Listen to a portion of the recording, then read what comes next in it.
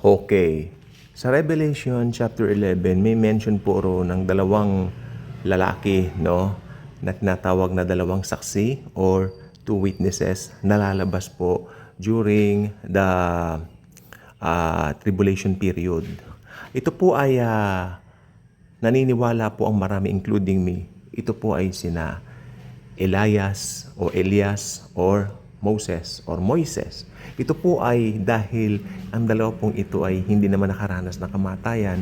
Alam naman po niyo si Elias ay siya po ay si Elijah po 'yun sa English, no? Siya po ay ni-rapture. Bali kinuha po ng karwahe. Hindi ba si Elisha na iwan, nag-wonder siya, si Elijah kinuha pataas ng karwahe. Okay, at si Moises, alam naman po natin, bagamat sinasabi nila siya raw ay namatay, pero walang nakapagsabi sapagkat ang sabi lang ng Bible, ang Diyos na ang bahala sa kanya nung umakyat siya doon sa bundok. Dahil hindi nga siya nakapasok ng lupang pangako. Ito yung bansang Israel. Hindi niya napasok yan dahil for some reasons na inano ng Diyos sa kanya. Hindi po ba? Dahil doon sa kaso ng sabi lang niya mag-speak siya dun sa bato pero ginawa niya pinagpupukpok niya di ba? So hindi natuwa ang Lord doon. So hindi siya nakapasok doon sa promised land. Ganun pa man, may pangako ang Diyos sa dalawang ito na itong latter part nga ng panahon natin na sila po ay muling mabubuhay bilang the two witnesses. Hindi po hindi po yan spiritual na parang olive tree daw or something kung ano-ano, hindi po literal po mga tao to. Pag sinabi ng Bible, two witnesses na mga Hudyo, yun po yun. Hindi po natin ni-spiritualize. No? Kasi talagang mangyayari po lahat ito sa tribulation. To, naniniwala po ang marami na ito po ay mangyayari sa Great Tribulation. No? Sapagkat ito nga po ipapatugis ito ng Antikristo. Alam niyo po bang mangyayari? Sa pangangaral po ng dalawang saksi na ito, si Moises at Elijah, sila po habang nangangaral ay patuloy pa rin po ang katigasan ng puso ng mga tao during that time.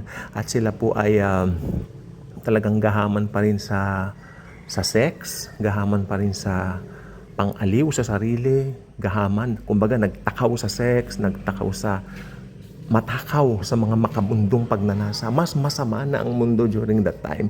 Parang wala na, bingi na sila, wala na silang pakialam sa mga bagay na spiritual during that time. Ito yung mga talagang tumanggap na ng kanilang kapalaran na talagang maiimpyerno na sila. Parang ganun na parang ganun na po sila. Kaya ang mangyayari po, itong dalawang witnesses na ito, habang nangangaral po itong mga ito ay ipapatugis ng Antichrist. At sabi po ng Biblia, napakalinaw, mamamatay po itong dalawang ito di ba? Mamamatay sila, lantad na mamamatay sila doon sa lugar na kung saan sila nangangaral. At alam niyo po bang mangyayari? Basahin niyo po sa Revelation 11. Ang mangyayari kapag namatay po ang dalawang witnesses na ito, ang mga tao, makinig po mabuti, kumbaga katumbas ng Christmas party, ang mga tao ay mag-exchange gift pa. Dahil tuwang-tuwa sila dahil natsugi na o nategi na itong mga two witnesses na ito. Okay. Pero hindi po ganun ang mangyayari sapagkat ang mga ito po ay mabubuhay na magmuli sa harapan nila. Okay. At aakyat na po at a-ascend po sa langit. Alam niyo po bakit? Kasi doktrina po tayo ngayon. Sabi po ng Biblia, walang buhay na mananatili sa langit. Kailangan kung pupunta ka roon, namatay ka muna rito.